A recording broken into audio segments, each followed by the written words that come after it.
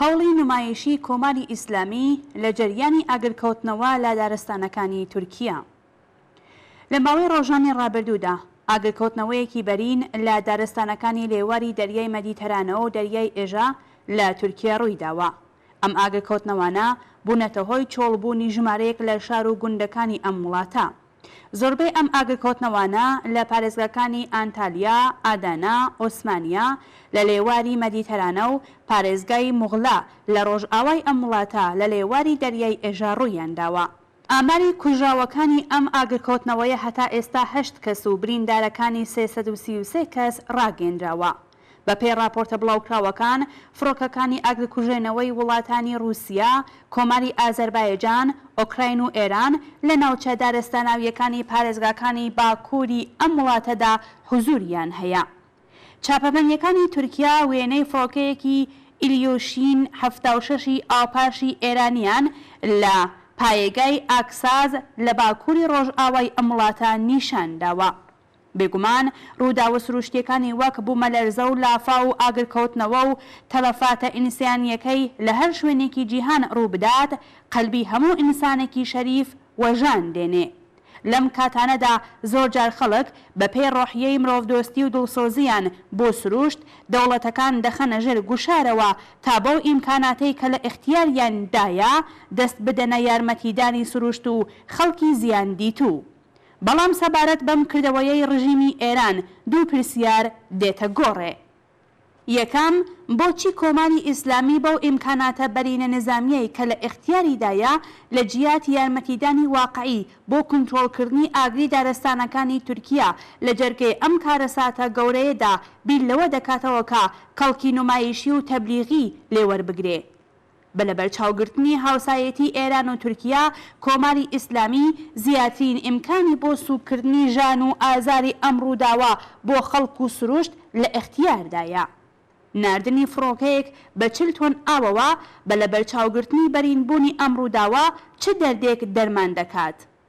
هەمووان دەزانن کە سپای پاسداران چ قەبارەیەک لە سەروەتی خەڵکی ئازار چێشتووی ئێران دەکاتە هەزینەی ماڵی، نظامی و تەدارۆکاتی بۆ گروپە تێرۆریستیەکانی نزیک بەخۆی لە شەڕ و خوێن ڕێژیەکانی وڵاتانی وەک عێراق، سووریا، لوبنان، یەمەن، ئەفغانستان و شوێنەکانی دیکە و سەرڕای بە فێڕۆدانی سەروەت و سامانی گشتی خەڵکی ئێران خۆی بووەتە بەشێک لە کێشەکانی ناوچەی شەڕ لێدراوی ڕۆژهەڵاتی ناوەڕاست. دووهەم، بۆچی هەر لەم ئاستەشدا بیر لە ئاگرکەوتنەوە بەرینەکانی دارستانەکانی زاگرۆس لە ئێران ناکاتەوە؟ بە پێی راپۆرتی کۆنڤانسیۆنی فرەچەشنی ژینگەی ئێران کە لە مانگی خاکەلێوەی ئەم ساڵدا بڵاوبووەوە، 1,645,000 هێکتار لە دارستان و لە وەرگەکانی ئێران لە ماوەی 16 ساڵی ڕابردوودا تووشی ئاگرکەوتنەوە هاتوون. ئاماری دڵتەزێنی سووتانی دارستانەکان و تێکدانی ژینگە کە سووتان و لە ناوچوونی هەزاران جۆر بوونەوەری زیندوی لێکەوتوەتەوە لە ساڵی 99 هەتاویدا پتر لە 21,000 هێکتار لە دارستانەکانی ئێران لەخۆ دەگرێت. بە پێی راپۆرتی ناوەندە ڕسمیەکانی حکوومەت لە سەرەتای ئەم ساڵەوە زیاتر لە 43 ئاگرکەوتنەوە لە دارستان و لە وەرگەکانی ئێراندا ڕوویداوەکە لە نەبوونی فڕۆکەی ئاپاشدا تەنیا ژینگە پارێزان و خەڵکی خۆجێی بوون کە بە بێڵ و لقوپۆپ و گەڵای دارەکان بەرەنگاری ئاگرەبەرینەکان بوونەتەوە. فیداکاری خەڵکی خۆجێی و ژینگە پارێزان کارێکی مەترسیدار بووەکە لە ماوەی ساڵانی ڕابردوودا بووەتە هۆی مەرگی چەندین کەس، بەتایبەت داکۆکی کارانی ژینگە لە ناوچە جۆرە و جۆرەکانی ئێران لەوانە شارەکانی مەریوان و پاوە لە پارێزگاکانی کوردستان و کرماشان.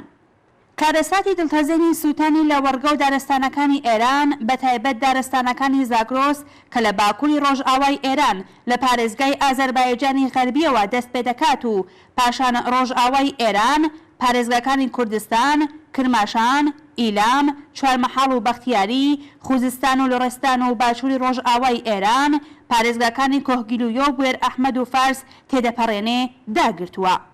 لە ماوەی ساڵانی ڕابردوودا ئاگرکەوتنەوەی دارستان و لە وەرگەکانی زاگرۆس لە بارودۆخێکدا پەرەیسەندووەکە لەلایەکەوە ئەنگوستی تاوان بەرەو سپای پاسداران ڕاکێشاوە و لەلایەکی دیکەشەوە لە زۆربەی پارێزگا و شارەکانی ئێران تەنانەت یەک فڕۆکەی ئاوپاشیشی لێ نییە.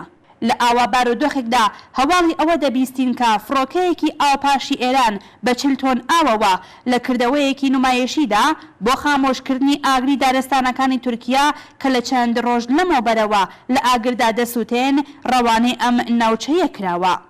ئەگەر کۆماری ئیسلامی بە ناردنی فڕۆکە بۆ خامۆشکردنی ئاگری دارستانەکانی تورکیا بە تەمایە ڕوخسارێکی مرۆڤ دۆستانە و لایەنگری ژینگە لە خۆی نیشان بدات، بەڵام جەنایەتەکانی لە ماوەی 42 ساڵی ڕابردوودا لە ناوخۆی ئێران و لە وڵاتانی ناوچەکە لە وێرانکردنی ژینگە، لە هەڵگیرساندنی شەڕ و تێکەڵچوونی خوێناوی ڕاستەوخۆ و ناڕاستەوخۆ، لە بەفێڕۆدانی گیان و سەروەتی خەڵکی ئێران هێندە قورسن کە نەتەنیا بە فڕۆکەیەکی ئاوپاش بەڵکو بەڕووبار و دەریاپان و بەرینەکانیش خاوێن نابێتەوە. ئاگركه ئەمڕۆ بەهیمەتی ناڕەزایەتی جەماوەری هاوارەکانی سەرشەقام و مانگرتنە کرێکاریەکان لە گۆشەکەناری ئێران هەڵگیرساوە، موژدەی کۆتایی تەمەنی ڕژیمی جەنایەتکاری ئیسلامی دەدات و لە دوا ڕۆژی ڕووخانی ئەم ڕژیمە هەواڵێک لە شەڕ و تێرۆریسمی ناوچەیی لە گۆڕێدا نامێنێت و لە جیاتی ئەوە یەکێتی و هاوکاری بەرامبەر بەڕووداوە سروشتیەکان و سوکردنی ژان و ئازاری خەڵکی هاوچارە نووس و دیفاع لە ژینگە جێگای دەگرێتەوە.